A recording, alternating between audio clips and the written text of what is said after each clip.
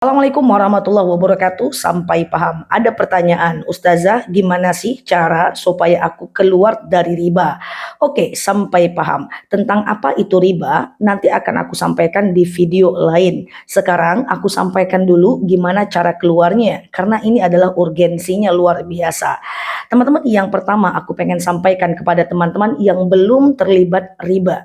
Oke, yang belum terlibat dulu nih, yang belum terlibat, aku punya pesan kepada teman-teman semua bahwa riba itu muncul karena besarnya keinginan dibanding pemasukan. Ketika keinginan lebih besar dibanding pemasukan, maka itu nanti kita akan berhutang, pengen kendaraan, pengen rumah, kita akan terjebak dalam riba. Maka konsep agama Islam memandangnya adalah keinginan itu harus lebih rendah daripada pemasukan.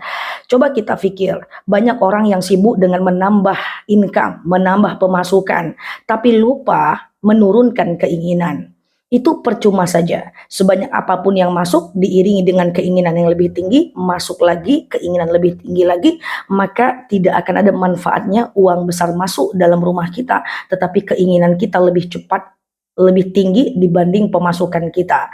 Sekarang aku bertanya kepada teman-teman semuanya, boleh jawab di kolom komen. Ini bagi yang belum terlilit riba, bahwa apakah, manakah yang lebih mudah antara menahan keinginan dengan menambah pemasukan?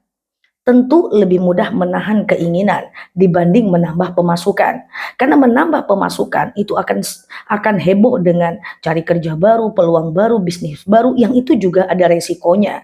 So, belajarlah pelan-pelan bagi yang belum terlilit hutang untuk menyederhanakan keinginan dan lebih kecil dibanding pemasukan. Ada 3 golongan manusia. Yang pertama adalah orang yang pemasukannya yang pertama adalah orang yang pemasukannya lebih rendah dibanding keinginannya. Itu orang yang tidak baik, ya, tidak usah teman-teman ikuti. Kemudian yang kedua, orang yang pemasukannya sama dengan keinginannya. Oke, kemudian yang lebih bagus itu adalah orang yang pemasukannya jauh lebih tinggi dibanding keinginannya. Dia punya 10 tapi keinginannya di angka 5 saja. Makanya dalam konsep Islam ada konsep syukur.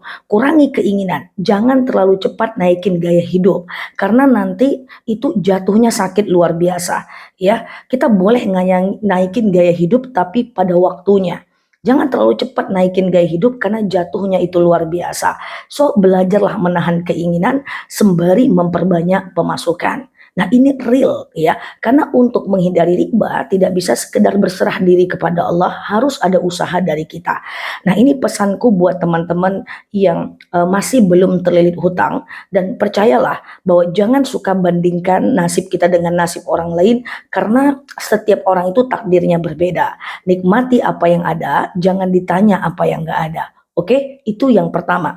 Yang kedua, bagi teman-teman yang udah terlilit hutang riba, sorry to say, aku turut berduka kepada kita semua, dan aku membuat video ini untuk menyemangati teman-teman semua bahwa masih ada harapan dalam sebanyak jalan. Masih ada harapan. Caranya gimana? Ayo teman-teman, selain baca doa gitu ya, doa terlilit hutang, doa terlilit riba, teman-teman bisa baca di buku, lihat di internet ya, atau zikirkan Allahumma inni a'udzubika minal hammi wal hazan, atau melakukan sholat sunat hajat supaya terhindar dari riba. Selain melakukan doa, harus ada usaha aktif. Apa itu usaha aktif? Yang pertama, berusahalah untuk bekerja lebih banyak, ya. Cari kerjaan part time. Saya adalah tim yang tidak percaya kerjaan itu nggak ada. Kerjaan itu ada, tapi masalahnya mau nggak? Kalau ada orang bilang, Ustazah suami saya nggak kerja, udah 5 lamaran. Kalau 5 belum lamaran namanya. Lamaran tuh harus puluhan. Nggak mungkin ratusan Allah akan menyiapkan usaha kita. Ya, kerjakan apapun, jangan malu. Harus ada tambahan penghasilan, oke? Kemudian yang kedua, kurangi keinginan. Pastikan pemasukan lebih tinggi dibanding keinginan. Ketika keinginan lebih rendah dibanding pemasukan dengan menambah kerjaan, maka teman-teman bisa saving, bisa nabung. Nah, ketika nabung, maka teman-teman bisa ngebom. Lama, ya butuh waktu. Tidak ada yang instan untuk keluar dari riba. Tambah pemasukan, pastikan pemasukan lebih tinggi dari keinginan, ditabung dan dibom. Ustazah nggak bisa sementara waktu sebelum teman-teman dapat pemasukan yang lebih, coba jangan telat dulu bayar hutangnya. supaya bunganya nggak jalan sehingga ribanya lebih sedikit. Oke, ini solusi terakhir. Tapi percayalah teman-teman bahwa semua ada jalan keluarnya. Tidak usah juga bertanya, wah kenapa aku kayak gini, coba dari dulu kayak gini, gak perlu. Setiap masalah ada jalan keluarnya. Maafkan kesalahan diri kita. Kalau kita pernah salah karena terlilit riba dan pengen hijrah, maafkan saja. Al-insan fi mahlil khata' wan nisyan. Tidak ada manusia yang lepas dari salah dan lupa.